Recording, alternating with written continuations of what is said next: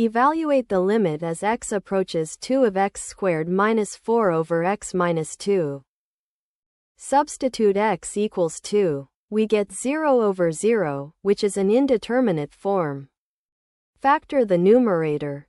X squared minus 4 becomes x minus 2 times x plus 2. Cancel the common term x minus 2 and simplify to x plus 2. Now substitute x equals 2 to get the final answer, 4. Evaluate the limit as x approaches 3 of x squared minus 9 over x minus 3. Substitute x equals 3. This gives 0 over 0, an indeterminate form.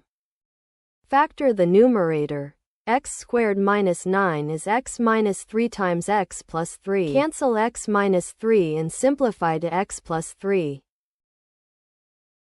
Substitute x equals 3 to get 6. The limit is 6. Find the limit as x approaches -1 of x squared minus 1 over x plus 1.